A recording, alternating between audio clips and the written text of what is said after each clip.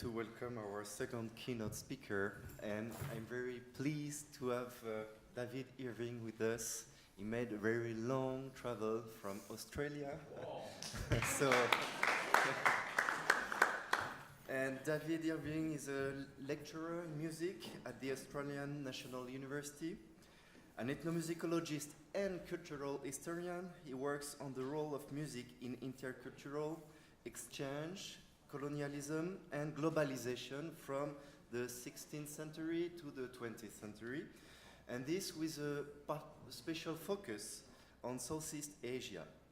His first book, which is wonderful, entitled Colonial Counterpoint Music in Early Modern Madhya, published by Oxford University Press in 2010, examined musical practices in the Philippines under Spanish colonial rule between 1565 and 1815, which is the period of the Trans-Pacific galleon trade. His current work explores the impact of Portuguese, the Dutch, and British colonialism on the musical traditions of the Malay-Indonesian archipelago. Is it correct? Yes. Okay. From, again, the 16th century to 1850. And this forms part of the collaborative project called Musical Transitions to European Colonialism in the Eastern Indian Ocean, on which he's a visiting fellow.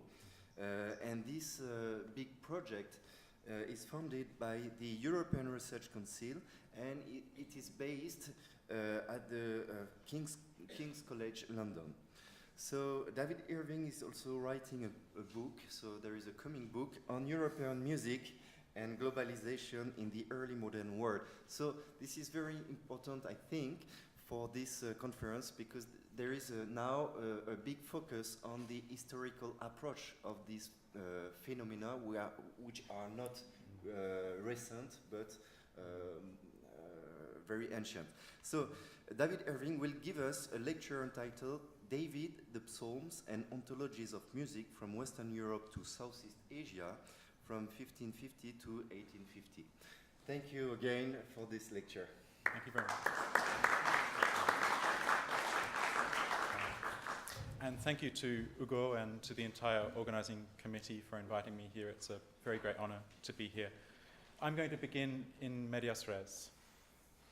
In 1602, after a 15-month voyage from England, James Lancaster arrived in Aceh, Sumatra, where he was received by Sultan Alauddin Riyad Shah al-Mukamil. Lancaster represented the English East India Company, which had been founded in 1600. This was the company's first voyage. He secured the right to trade, bought a large stock of pepper, and brokered diplomatic and commercial agreements on behalf of Elizabeth I. He also served as an intermediary for affectionate letters between the English and Achenese monarchs. At the end of Lancaster's sojourn, the Sultan of Aceh made a curious request. And when the general, Lancaster, took his leave, the king, Sultan Alauddin Riyad Shah al-Mukamil, said unto him, "Have you the Psalms of David extant among you?" The general answered, "Yea, and we sing them daily." Then said the king, "I and the rest of these nobles about me will sing a psalm to God for your prosperity." And so they did, very solemnly. And after it was ended, the king said, "I would hear you sing another psalm, although in your own language." So there being in the company some 12 of us, we sung another psalm. And after the psalm ended, the general took his leave of the king showing him much kindness at his departure, desiring God to bless us in our journey, and to guide us safely into our own country, saying, "If hereafter your ships return to this port, you shall find as good usage as you have done." A marginal note added near this part of the narrative, as published by Samuel Purchas in 1625, reads, "Psalms of David known to the Mahometans." What can we make of this remarkable account? No contemporaneous Malay or Achenese sources corroborate it. The anecdote lived on in European historiography, albeit with qualifications. William Marsden relates the tale in his monumental History of Sumatra in 1783, but mentions only the singing of a psalm by Lancaster and his men, presumably discounting the notion that the Sultan and his nobles sang one first. John Crawford, in his History of the Indian Archipelago, 1820, cites the episode to support his claim that the curiosity of the Indian islanders was apt now and then to take an idle and ridiculous direction. Quoting Purchas's description verbatim, he comments, "In all likelihood, the good Mussulmans on the above occasion chanted a chapter of the Al-Quran, mistaken by the ambassador for a Psalm of David." Yet it should be noted that the dialogue between Lancaster and the Sultan of Aceh was mediated by an Arabic-speaking Jewish interpreter who had travelled with Lancaster from England, and he is unlikely to have misinterpreted the identity of a scriptural category central to Judaism, and more on this interpreter later. Can we simply dismiss this account as fanciful fiction, or, if it did occur, assume a case of mistaken identity for the psalm sung by the Achenese? On the other hand, does this story of musical reciprocity reveal a deeper set of affinities between Protestant Christianity and Southeast Asian Islam that can be fruitfully examined? In recent scholarship, the incident has been cited as an example of empathetic dialogue between religions. Peter Riddell uses it to illustrate how religious differences did not always result in automatic opposition, remarking that what the Sultan and his nobles sang was presumably a song of praise to God. Literary critic Su Fang Ng reads it as a mutual recognition of a shared tradition and implies that the psalm texts were common to both parties. She writes, "The ability of both the Achenese and the English to recite in their respective languages lyrics ascribed to a Hebrew king who ruled a small kingdom in the Middle East nearly 3 millennia ago points to how both traditions incorporated classical history through monotheistic religions, Christianity and Islam, that shared a common descent from Judaism." The crucial link here is the figure of David, Dawood, the Hebrew king revered in the Abrahamic faiths of Judaism, Christianity, and Islam, as a musician and a prophet. Within these religions, David is the inspiration for what can be called the Davidic tradition, expressed transnationally in text, sound, and ideology from Western Europe to Southeast Asia. The set of texts associated with David is an important part of this tradition. Within Judaism and Christianity, these are the Psalms, human praises or entreaties to God. Within Islam, the Davidic text Zabur, as mentioned in the Quran, is considered a divine prophecy revealed to Dawood. The idea of David as a musician is also understood differently within Judeo-Christian and Islamic traditions and interpreted according to divergent ontologies of music and sound. Manifestations of the Davidic tradition have diverged and coexisted in certain regions from the rise of Islam. They have converged in other places as a result of European trade, colonialism, and religious missions from the 16th century onwards in Aceh and elsewhere. In the Davidic tradition, we see the transnationalization of religion in full swing. This involves social formations including the Jewish diaspora, the proclaimed Catholicity or universality of the Catholic Church, the state and non-state structures of Protestant churches, and the Islamic Ummah and its different branches, especially Sufism. Among the few musicologists who have looked comparatively at David across the Abrahamic faiths are Christian Pochet and the late Amnon Shiloah, who died in July this year. They have compared and connected the divergent traditions of David and his musical practice, considering the links with his psalms, instruments, ontologies of music, and stories about the origins of music, especially in the writings of medieval Jewish and Islamic authors. Yet what remains to be considered is the way in which the figure of David mediated between certain encounters between Christians and Muslims in the early modern period, that is, between around 1500 and 1800. The Psalms occupy a central place in the liturgical and devotional practices of Judaism and Christianity. They are revered, but not read, within Islam. Muslims believe that 3 sacred texts preceded the revelation of the Quran to the Prophet Muhammad: the Torah, revealed to the Prophet Moses, the Zabur, Psalms, revealed to the Prophet David, and the Injil, Gospels, revealed to the Prophet Isa, Jesus. The Quran is considered the final and most important prophecy, which supplanted earlier revelations. The texts of the other 3 books, as preserved by Jews and Christians, are believed by most Muslims to have been corrupted over time. Although Islamic law acknowledges the al-Kitab, the people of the book, in territories brought under Islamic control, these people's scriptures provided the base for relatively limited dialogue. Thus, the Jewish and Christian texts of the Torah, Psalms, and Gospels play almost no role in Islamic theology apart from frequent references being made to them, but there have been some significant exceptions. For example, on the 14th of April 1582, the Mughal Emperor Akbar wrote in a letter to Philip II of Spain, "It has reached our august ear that divine books like the Torah, the Gospel, and the Psalms have been rendered into the Arabic and Persian languages. If these books, so translated or not, from which general benefit would follow, are available in that country, Spain, these may be sent to us." Although we don't know whether Philip II replied to this letter, a polyglot Bible in Hebrew, Chaldean, Latin, and Greek had certainly been presented to the Mughal court in 1580.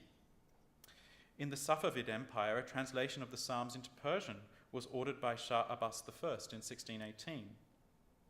More than a century later, Nadir Shah, ruler of the Safavid Empire, initiated an interfaith translation project that aimed to produce Persian texts of the Torah, Psalms, Gospels, and even the Quran itself, although this was probably an interlinear translation. This project was undertaken by Jewish, Christian, and Muslim scholars and was completed in 1741 at Isfahan. The Book of Psalms is known as Tehillim in Hebrew. The term psalm derives via Latin from the Greek word psalmos, which in turn is probably a translation of the Hebrew word mizmor. Found in the headings of 57 individual texts within the Book of Psalms, mizmor is thought to refer generically to a song accompanied by a plucked string instrument. This Hebrew term is related to the Arabic words mizmar, pipe or wind instrument, plural mazamir, and mazmur, the Arabic title given to the genre of the Psalms. Cognates of this word also exist in Syriac, mazmora, and Ethiopic, mazmur, and I believe we'll be hearing from Hugo Ferrand about Ethiopic mazmur very soon. The Arabic terms mizmar and mazmur are related through their common triconsonantal root ZMR, which refers to windpipe or playing a flute. Before the birth of Islam, the Psalms of David were known in Arabic translation and circulated in the Arab world. There is even one exact quotation from the Psalms in the Quran, and we have decreed in the Book of Psalms, Zabur, after admonition or remembrance, sikir, that the righteous shall inherit the earth. And this echoes a short phrase from Psalm 37, verse 29. Significantly, the title of the scripture referred to Dawood, as mentioned in the Quran, is not Mazmur but Zabur, but this is always translated into English as Psalms. In Surah 4, verse 163, God states that to David we gave the book, and similarly in Surah 17, verse 55, we gave some prophets more than others. We gave David a book. Unlike Mazmur, Zabur cannot be said to come from the root ZMR. Zabur is a word whose root ZBR reflects associations with stone or a written record. So the beginnings of difference in the Judeo-Christian and Islamic views of the scriptures associated with the prophet David are embodied in the terminology of the Quran. The Judeo-Christian understanding of Psalms as hymns of praise rendered by man to God was considered incompatible with the Islamic notion of the Zabur as divine prophecy revealed by God to Dawood. Consequently, the circulation of Psalms in Arabic involved the composition of new Islamic texts based on the tradition of the Psalms. The theologian David Vishanoff has recently described and analyzed these Islamic Psalms, whose titles include the term Zabur. He has shown that Muslim writers began to recompose the Psalms in the 12th century, possibly in response to acts of Christian aggression, such as the Crusades. According to Vishanoff, these Psalms stem from two principal source collections, which were rearranged and rewritten and expanded by medieval authors to produce at least 4 distinct texts that are extant today in at least 7 different recensions. He states that these texts are more like rewritten Quran than rewritten Bible, and that they are not widely known. Manuscripts of these texts, many yet unstudied, are emerging from multiple libraries in Europe and the Middle East, and they've been largely overlooked simply because they have the term Zabur in their title and people assume they are translations of the biblical Psalms. Increasing awareness of this tradition of Islamic Psalms of David is shedding new light on the Davidic tradition and interfaith dialogue in many parts of the Islamic world, from Mali to Southeast Asia. So the differences between Mazmur and Zabur, the different understanding of the text's identity and content, and the equivocal nature of the word mizmar are etymological and ontological points that shed light on divergences between Judeo-Christian and Islamic traditions. In an article of 1983, David and the Ambiguity of the Mizmar, according to Arab sources, Christian Pochet showed how the interpretation of the term mizmar has occasioned much debate over the centuries. Amongst the hadith, the sayings and traditions of the Prophet, there is mention of the mizmar, a flute or pipe, in connection with David. For example, one set of hadith and commentaries quotes the 7th century Abu Musa al-Ash'ari, a companion of the Prophet Muhammad, as saying, "In truth you have been accorded a mizmar worthy of the mazamir of al-Dawood." This Arabic word has often been interpreted not as pipe, but as voice, or windpipe. Another hadith associates mizmar with Satan. It states that Abu Bakr referred to a vocal performance in the house of the Prophet Muhammad's wife Aisha as mizmar al-shaitan, reed pipe of the Satan. As Christian Pochet has shown, there's much ambiguity in the interpretation of this word mizmar, whether it is voice or instrument, and whether it is legitimate or illegitimate. So, while Judeo-Christian traditions see David as a musician king who sang his psalms to the accompaniment of a plucked string instrument, the view of Dawood within Islam is of a prophet who recited divine revelation in a beautiful voice, a voice that in time became a paragon for Quranic recitation. This simple contrast reveals great divergences and raises the question of whether David was an instrumentalist at all in Islamic contexts. But of course, mizmar can be interpreted as flute. Although the Quran does not indicate whether David played any instrument, there are 3 intriguing references to David praising God and being echoed by the mountains and the birds. So here we see in Surah 21, verse 79, we made the mountains and the birds celebrate our praises with David. We did all these things. In 34, verse 10, we graced David with our favor. We said, you mountains echo God's praises together with him, and you birds too. And finally, in 38, verses 17 to 19, remember our servant David, a man of strength who always turned to us. We made the mountains join him in glorifying us at sunset and sunrise, and the birds too in flocks all echoed his praise. These references to the birds and the landscape echoing David's praises seem to imply the use of heightened voice that resounded in nature.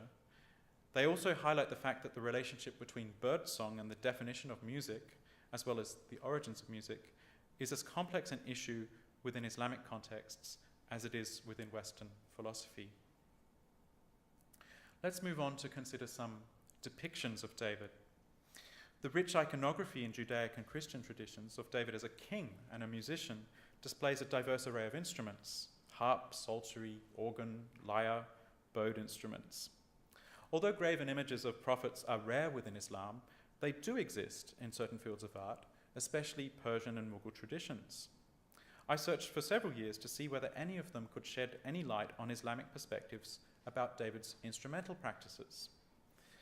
I was frustrated in my search, since the illustrated editions of the lives of the prophets, the Qisas al-Anbiya, most commonly showed David as a warrior and emphasized his slaying of Goliath, or Jalut. Within Islamic iconography, Suleiman, is more often depicted as the ideal monarch, and in one case David is shown as paying homage to him. I did eventually find 2 depictions that have been known to art historians, but whose significance is yet to be fully realized in musicology. One clearly shows European influence, as David plays the harp. This is attributed to Manohar, a painter in the service of Jahangir, and dated 1610 to 1640. According to the David collection in Copenhagen, which houses this artwork, the painter was inspired by a Flemish engraving, but removed the background and presented David hovering within a painted Mughal border. Then my heart almost stopped when I came across the next one. Another 17th century Mughal painting from Bijapur is in the Islamic tradition and shows David charming the birds, goats, and a lamb with his mizmar. Here we see a pipe. Rather than having a crown and a beard, David has a turban and a moustache. This beautiful painting has a subject that is exceedingly rare in its Islamic artwork. Its symbolic importance as a visual embodiment of the divergence between Judeo-Christian and Islamic thought about David has to be fully theorized. The transnationalisation of European artwork, both sacred and secular, in the early modern period created an interface between different cultures and religions and the transmission of visual realizations of David's musical dimensions. Of course, as we well know, the legitimacy of instruments and the definition of music itself are complex issues within Islamic philosophy and theology. Loa Sibson Al-Faruqi has illustrated clearly the broad spectrum of sound art practices in the Islamic world, ranging from the use of heightened voice to recite religious texts, such as the call to prayer and Quranic recitation, which are considered non-musica, down to controversial forms of musica. These include improvisational practices, metered songs and instrumental music, pre-Islamic traditions, and forbidden genres such as sensuous music. The question of David's instrumental practice presents a stark contrast between the Islamic and Judeo-Christian traditions, although both acknowledge him as being endowed with a Platonic power to affect the emotions of listeners. This has inspired connections with the figure of Orpheus in depictions of David and in tales about him. And here we see a very interesting mosaic that was discovered in an ancient synagogue in Gaza in the 1960s. David's face was very quickly destroyed by iconoclasts after the discovery of this mosaic, but it's now been restored. We see David as Orpheus, charming the animals, but dressed in Byzantine kingly robes. We also see this story reflected in the lives of the prophets, especially Al-Talabi, who talks about the 70 melodies that David used to entrance wild animals with his song. But as Amnon Shiloah has pointed out, this text goes on to say how the devil Iblis then created instruments to imitate the sound of David's voice in order to tempt people away from listening to David's voice and to listen to instruments instead and to be deceived by them. We turn now to encounters of the Davidic tradition in the 17th century. Arab travellers to early modern Europe commented on the instruments that Christians associated with David, but also mentioned their skepticism of the authenticity of psalm texts sung in Christian worship. For example, Muhammad al-Wahhab al-Ghassani, who visited Spain in 1690-91 on a diplomatic mission, described seeing this statue of King David by the sculptor Juan Bautista Monegro at the Escorial, one of a series of 5 statues of Hebrew kings. He observed, David held in his hand an instrument that he invented and that they claim he used when he recited his psalms. They called it a harp, irba. This harp is a big instrument of wood, as tall as a man. It has around 46 strings and produces beautiful melodies in the hands of a good player. He entered the basilica of the Escorial and described the organ, but he remained skeptical about the nature of what was sung to its accompaniment. It is a huge instrument with big bellows and pipes of plated lead, producing strange sounds. In this and other locations of the church, and in accompaniment to this instrument, they chant what they claim to be the Psalms of David, peace be upon him, and the Torah which was revealed to Moses, on him and on our prophet, peace and prayer. Organs seem to have been identified with David even more directly in other encounters. In the frontier with the Ottoman Empire in Central Europe, the Ottoman traveller Evliya Çelebi visited the Hungarian town of Ersekyuvar, now Nove Zamki in Slovakia, following the successful Ottoman siege in 1668. He described the Protestant church as follows. Inside there were no statues or idols. The walls were all pearly white, with crucifixes here and there. Over a sort of pavilion, there was an organ of David. The Grand Vizier had his captive priest play it so he could hear it. It had such a soulful and mournful sound that it dumbfounded the listener. Afterwards, the Muslim Ghazis broke it to pieces, and the organ loft was made into a muezzin's gallery. Çelebi appears to have admired the organ and to have associated David directly with it. This may have been due to Byzantine associations between David and kingship, an idea absorbed by the Turks. In another of his works, which describes many types of musical instruments, mostly Turkish, he says this about the organ. The urganun, an old invention. It is said that formerly David accompanied his psalms with it. It is generally found in European countries. There you will find it at every convent and church a large organ with 300 pipes and 2 pairs of bellows, each moved by 10 monks. Boys are made to stand upon the upper part of the bellows, with which they rise and descend, singing the verses of the Psalter to a mournful makam called rahawi. This makam is so called from the town of Al-Ruha, Edessa, now Sanliofa, where David invented this instrument, which absolutely must be heard to have an adequate idea of it. Now, from the Middle Ages onwards, David has been depicted with an organ in many European artworks, but the instrument is more commonly associated with Saint Cecilia in the Christian tradition. It seems possible, feasible, that the Islamic connection between David and the organ was made through the application of the Arabic term mizmar to organ pipe, as seen in a 12th century Arabic treatise on organ building, as studied by Henry George Farmer. Or it could be through the absorption of Byzantine notions of the organ and kingship.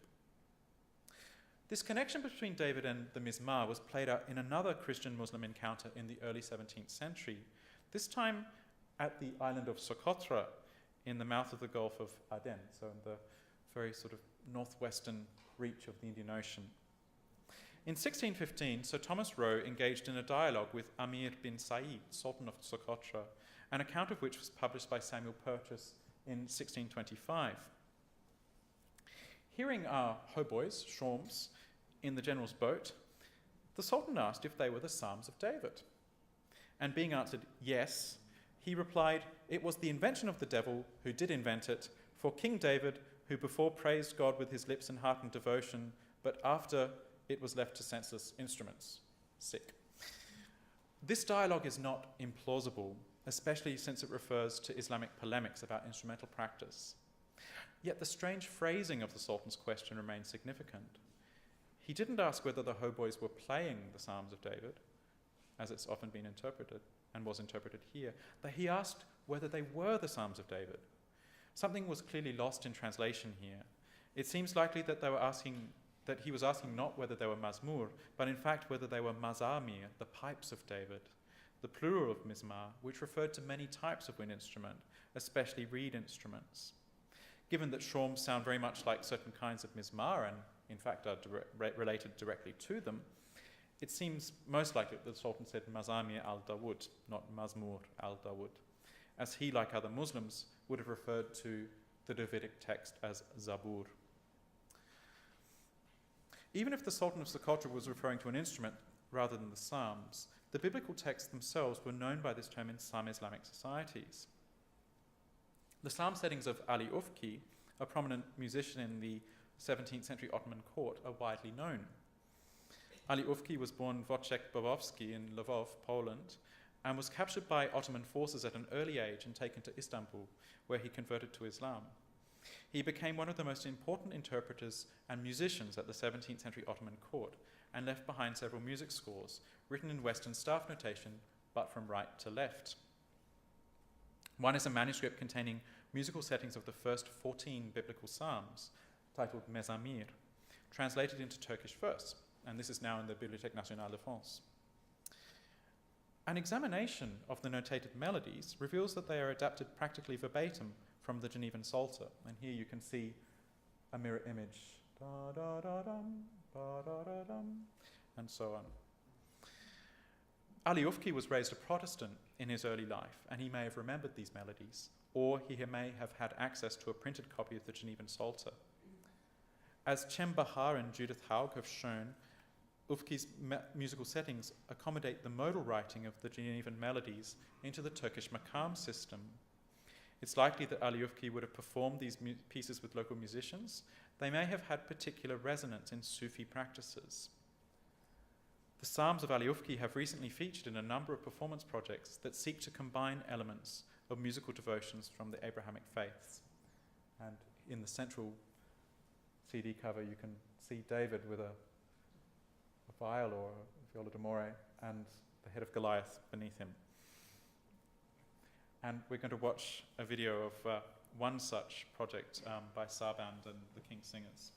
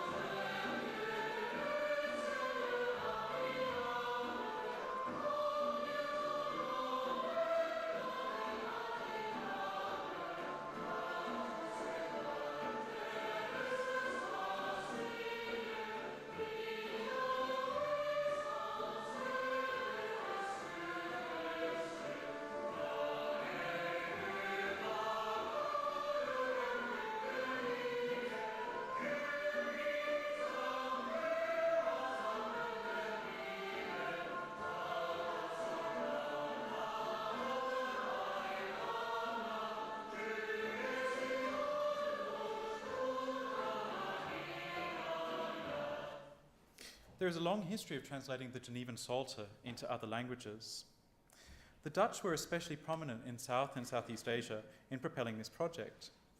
Initially, the Dutch East India Company was not interested in converting Muslims or Buddhists, preferring in the 17th and 18th centuries to focus on Southeast Asian Catholics who had been converted originally by the Portuguese and to bring them within the folds of the Dutch Reformed Church. The Genevan Psalter, the central musical text of the Calvinists, completed in 1562, was translated from the standard Dutch text by Petrus Stetanus of 1566 and printed in full with music notation in Portuguese in Jakarta in 1703 and Malay in Amsterdam in 1735. Excerpts were also printed with music notation in Tamil and Sinhala. The complete Portuguese Psalter was reprinted 3 times in Colombo in Sri Lanka in the 1760s and 1770s. And we'll just have a look at some of these pages from the excellent copies. I've just recently published last month a study of these with some more information about them. This is, as far as we know, the earliest example of music printing from Southeast Asia, the 1703 Portuguese Psalter, which was produced in 1,000 copies for indigenous Christians, Portuguese-speaking Christians, in the 2 Lusophone churches of colonial Batavia or Jakarta. The Malay translation was printed in Amsterdam in 1735 and republished several times in the 19th century. It was preserved by Christians in eastern Indonesia in indigenous bark covers. In some occasions, this fragment was recovered in islands between Maluku and Mindanao in the Sangihe Talaud Islands. And in Colombo, we see the Psalter in Tamil with a Dutch and Tamil title page. This is not the complete Psalter, it's excerpts. The first page of music with Tamil characters and also an example of the musical scale. And in Sinhala, Dutch and Sinhala, again title pages. The first page of music, again exactly the same psalm melodies. What is most significant about the Sri Lankan publications is that the Tamil Psalter makes use of the South Asian psalmization system, sa, re, ga, ma, pa, da, ni, sa, to demonstrate the musical scale. So we see a very clear example of indigenous music theoretical systems being used to embrace these melodies being introduced from outside. In this case, the Tamil translator was actually a Tamil Christian, a pastor within the Dutch Reformed Church. For some reason, we don't know why, the Sinhala simply transliterated ut, re, mi, fa, sol, la into ut, re, mi, pa, sol, la, si, instead of making use of sa, re, ga, ma, pa, da, ni, sa.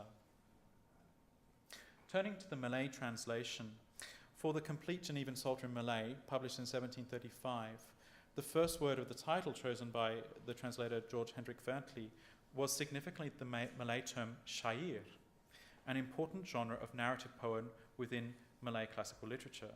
This genre is generally considered to have originated with a Sufi mystic who lived in northern Sumatra in the 16th century, Hamza al-Fansuri, and to have been influenced by certain Middle Eastern traditions. Syair are generally performed in a form of cantillation. The second and third words are Segala Mazmur Mazun, all the Psalms, not Zabur. This may have been a deliberate choice not to raise controversy with Muslim theologians, and that was the case in most 18th century translations.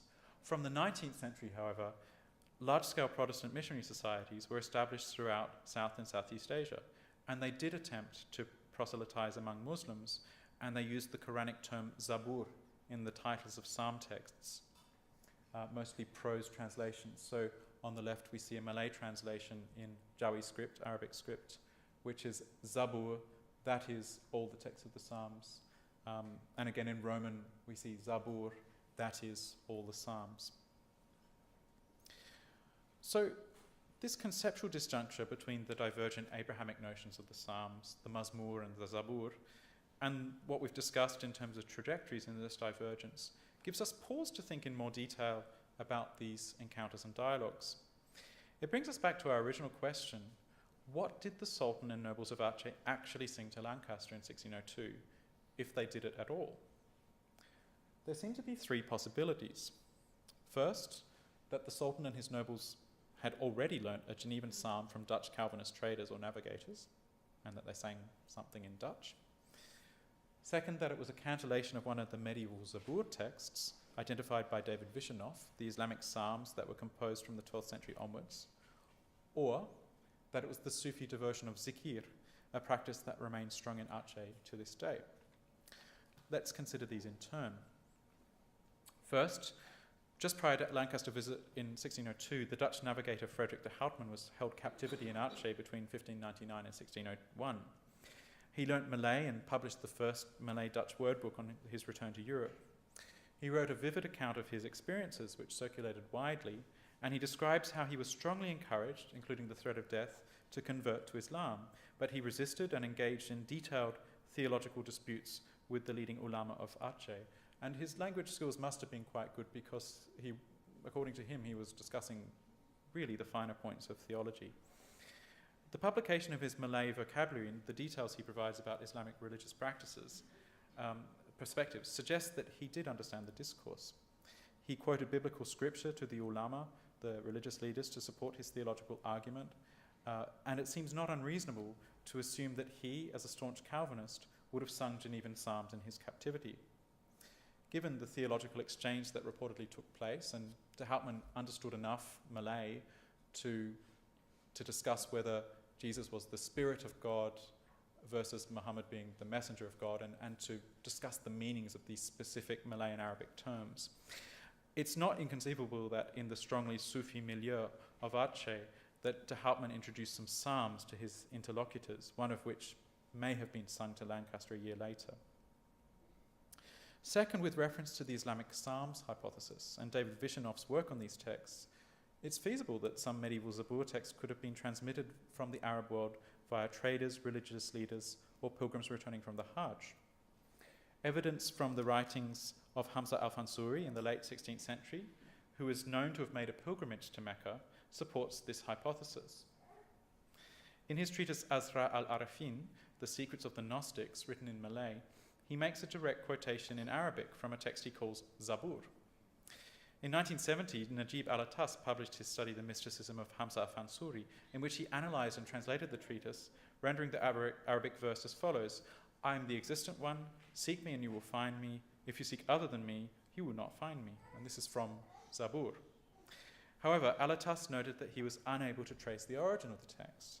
It does not appear to have been quoted from the biblical Psalms.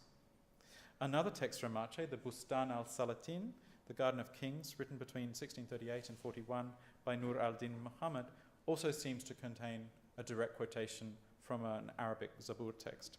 So it seems likely that a Zabur text was known in Aceh, at least in scholarly circles, in the late 16th and early 17th centuries, and this text may have been cantillated. The third possibility is the Achenese performance was zikir, which was very popular in Aceh since the late 16th century and from where it spread to neighbouring regions. If this were the case, then zikir may have been what the English delegation may have heard in Aceh. A curious factor that has a bearing this connection comes from the account of a French navigator, François Pirard de Laval, who was wrecked in the Maldives from 1602. He remained there for 5 years, later publishing an account that included a description of Maldivian culture, discussing Islamic religious practices and the ceremonies observed on the islands. One was Mauludu, to commemorate the birth of Muhammad. He wrote that the men and boys cease not to chant with all their might in alternation like a choir, nor is their chanting without rule. For some of them who know not how to sing have to take lessons from a master. So the harmony is good and the singing far from disagreeable. They call this chanting zikuru, zikir, and say that they are the Psalms of David. Curious. One could speculate whether the tradition of the Islamic Psalms of David, which mention zikir, or a Sufi tradition of zikir associated to David, were introduced to either Sumatra or the Maldives, and if they spread from one place to the other. More likely than not, however, Pirard de Laval could have been told the hadith about the mizmar of the Prophet Dawood, or heard mention of the pre-Quranic scriptures. Remarkably, Pirard de Laval mentions how he made the personal acquaintance with Lancaster's Jewish interpreter, the very same man who had translated The Audience with the Sultan of Aceh in 1602 and who later landed in the Maldives. Pirard de Laval confirms that this interpreter knew many languages and described him as a man of the Barbary Coast and the greatest scoundrel in the world. He writes that the interpreter had learnt English well, but points to his chameleon-like religious liminality. With the English, he was of their religion, with the Mohammedans of theirs, whereas all the while he was a Jew. Members of the three major Abrahamic faiths were thus present in Aceh in 1602 at the famous exchange of psalms that's puzzled so many scholars, puzzles me still. And we may continue to speculate on what happened in that remarkable encounter. To conclude, I want to mention two final vignettes about the pivotal position of David as a meeting point between the Abrahamic faiths and the overlapping nature of the transnationalization of the Jewish diaspora, the Christian church, and the Islamic Ummah. In Judaism, Christianity, and Islam, there is a tradition that the resting place of the king and prophet is located at Mount Zion in Jerusalem, although earlier traditions referred to Bethlehem. The importance of this site for Islam was highlighted in 1452 when, owing to conflict over it between Christians and Jews, the tomb was taken from Franciscan control and converted into a mosque. In the 16th century, this tomb was included in a list of sites that Muslim pilgrims to Jerusalem were recommended to visit. Today it remains an important place for Muslim pilgrimage, including for Sufis who have performed zikir there. And we'll watch an extract from a couple of years ago.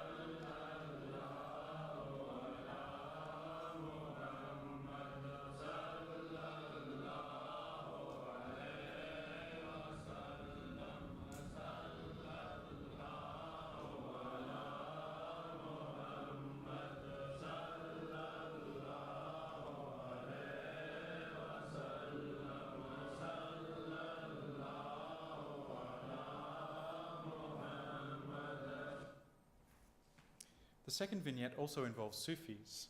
The Psalms remain a bridge between Christians and Sufis in several parts of the world. For example, in Pakistan, where Christians are persecuted, but where Sufi shrines are also potential targets for fundamentalists.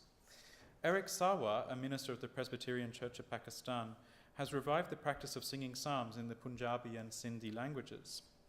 Sawa promoted psalm singing by creating the Tehillim School of Church Music and observes that Muslims who heard these psalms noticed theological connections and resonances with some of them. Following 3 years of making links and connections with local Sufis, he and fellow Christians were invited by the Sufi guardians of the shrine of Shah Latif Bitai in Bit to sing psalms there.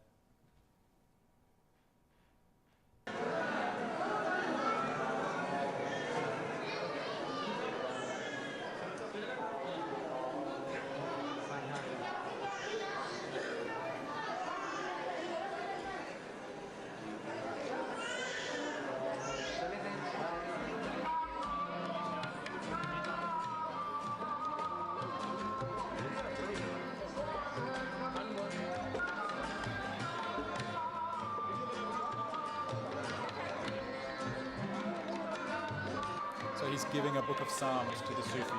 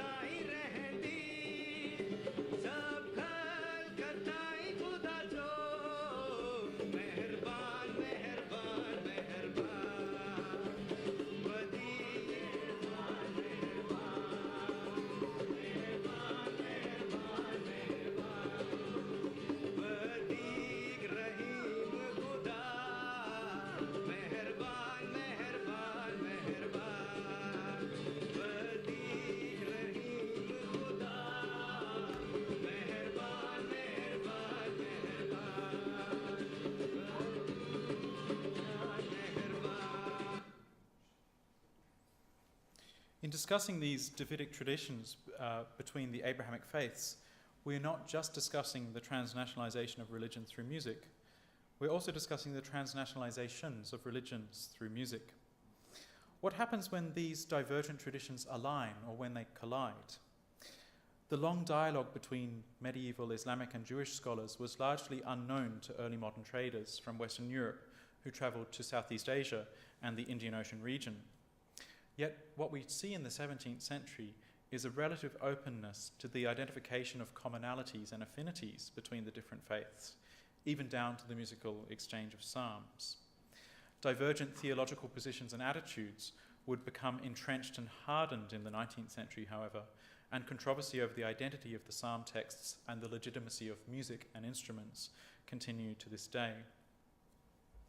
From Jerusalem to Geneva, from Jerusalem to Jakarta, from the borderlands between Christendom and the Islamic world, to encounters between Jews, Christians, and Muslims during the so-called Age of Exploration, the figure of David has inspired praise of God and love for music. The transnationalization of religion through music, or of the Abrahamic religions through music, was mediated and framed by dialogue and debate about the divergent and yet connected ideas about David, musician, king, and prophet. Thank you very much.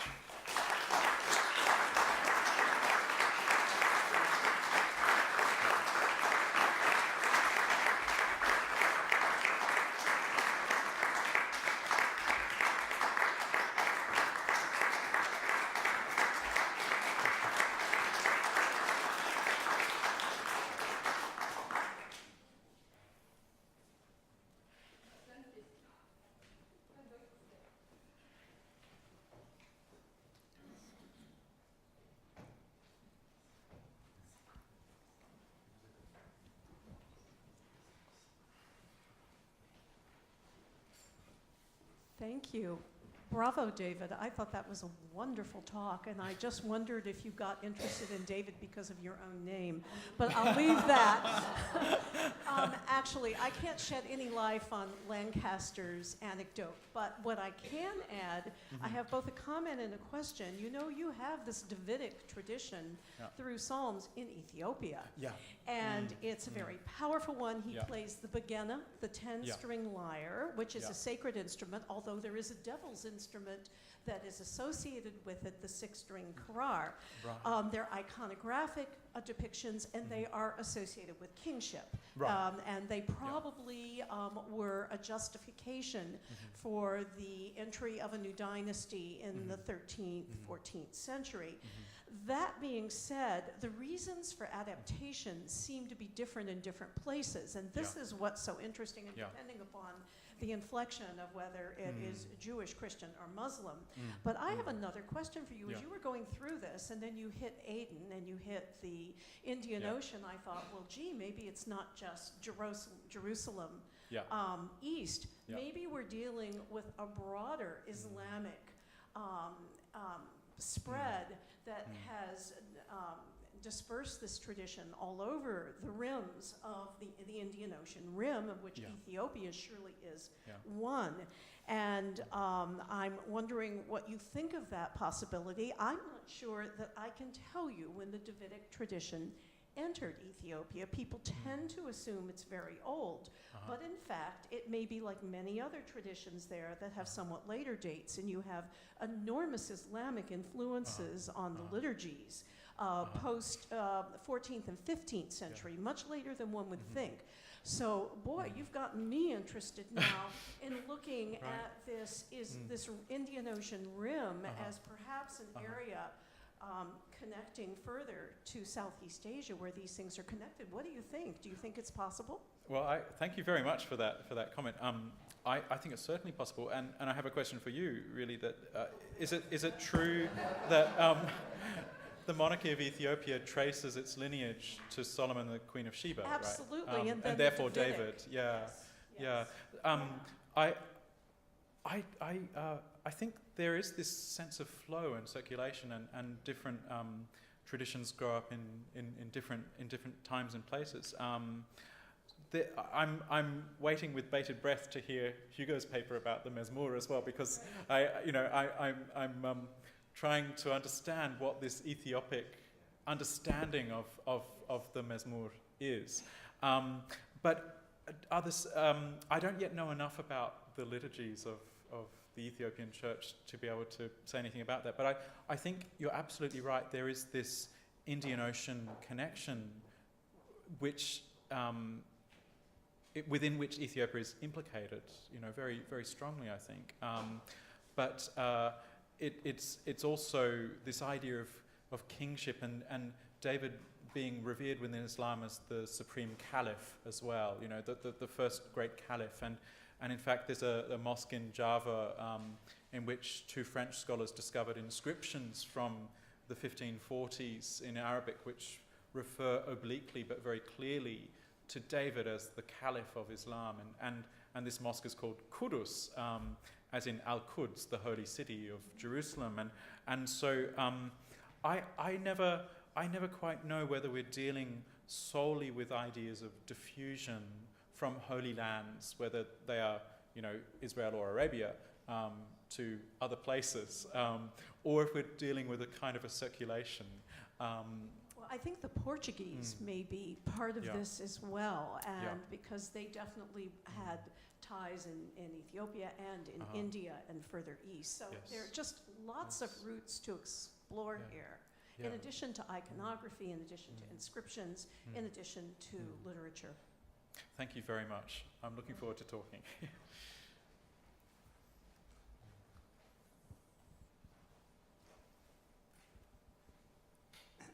Thank you very much, and also bravo, David. It was a fantastic journey. Thank you. And once again, I have a small suggestion, and especially in echo in your so British accent, your so beautiful pronunciation of psalm, because you don't say psalm like in Latin or in French, psalm. In Australia, it's psalm. you say psalm. Yeah. And so this makes the link to a very important object, which is linked to your subject, which is the instrument which is related to the singing of psalms, and so to David, and specific to that, which has a name Santur. Salterion and Santur is the same name. Yes, yes. And the oldest writing of the word Santur was in Dutch, not in Persian, not in Arabic, not in Armenian. The name didn't come from the East or Orient, but it came from the Christian tradition. Right. And this instrument has went also to India, to Iran, and with always the thinking that it has something to do with something which is special among the instrument. It's not mizmar, it's not harp, it's not oud, it's not it's very special. And as you know, it is the only Western modern instrument which has been adapted by the Chinese. Right. All the others were rejected, except for the santur. And so I think it echoes and prolongates your journey on the Psalms and David. I thank you very much, Francois, because I think you've hit on something absolutely crucial there, and it reminds me that Ali Ufki in the Ottoman court, when he was first taken as a youth to the Ottoman Empire, he excelled in the santur, and I think that's a very important connection. Yeah, thank you very much. I will look into this. Hello, thank you for a beautiful presentation. Thank you. It actually cleared one thing in my mind as I've been hearing comments on from Iran. I'm from Iran, and about describing a beautiful voice. One way that we describe it is آوای داوودی or صدای داوودی. Basically, Dawood being, you know, how beautiful this voice is. صدای داوودی این شخص چقدر زیباست, you know. And I've always heard that, and I've never actually made the connection. Oh, really? I don't think a lot of Iranians actually know the connection, and this definitely cleared that for me. Yes. So that's really, that was interesting. The other thing, and pardon my ignorance about this particular history, but I was under the impression that musical instruments were not included in Judaic practices. Singing and I guess I'm not sure about psalms in particular, but in general, more sacred kind of practice. Is that correct or not? And the reason I'm saying that is because I've kind of looked into and been interested in Iranian Jewish traditions and singing and all. And most of it is in only vocal tradition, you know, even though Jews and Armenians as well have been credited with actually preserving Iranian music throughout the ages. And I was just wondering, because the image is obviously always included with a harp or a psaltery, and so where does that connection fall? The connection between the musical instrument and the vocal tradition and within the religion? Well, that's a great question, actually, and I'll defer to other scholars here, but within Judaism there's as big a spectrum of practices as there is within Christianity or Islam in terms of instrumental use, but certainly there are many liturgical traditions of Judaism that make no use of instrument apart from shofar, but then there are other traditions that do make use of instruments as well. So again, I defer to other people on this. I think one of the biggest connections, of course, is with this idea of David calming Saul through his playing of the harp, you know, or the kinnor, you know. So it's this curative power of music, this very orphic power of music. So, I mean, the psalm texts themselves are full of references to using instruments to praising God, and especially the 150th psalm, which is the famous one about all the different kinds of instruments that can be used. But I think we're talking about liturgical and paraliturgical use as well. So there's a variety of contexts, and so that's a very good point. Thank you very much.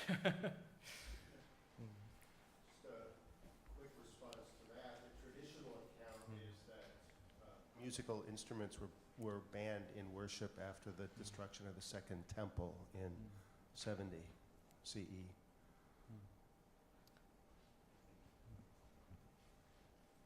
Thank you for the fascinating paper, David. Oh, thank you. Isn't it reported in the Bible that find?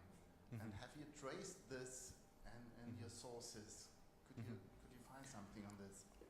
Certainly for Sufis, the idea of the dance of David is very important.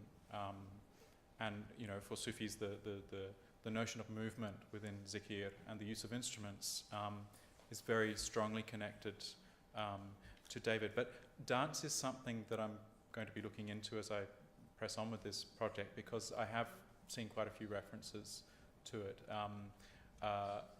And again, it comes down to legitimacy. Everything's about the lawfulness of these practices, within Islam at least.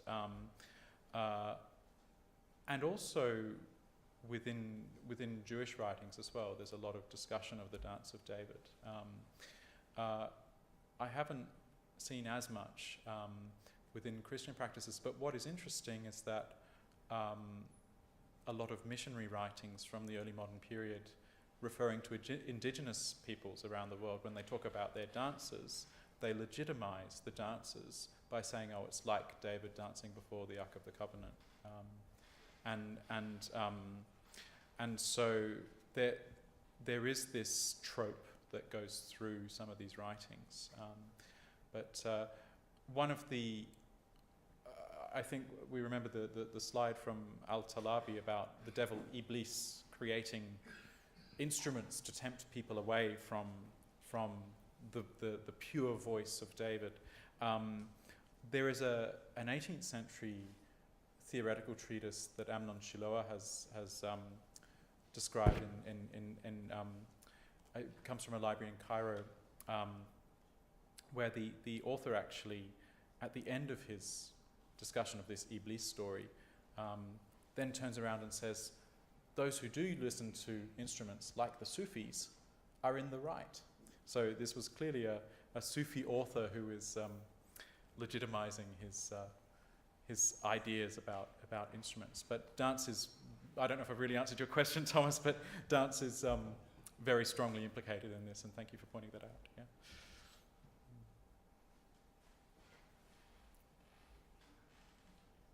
No more questions? Okay. Thank you very much. Thank you.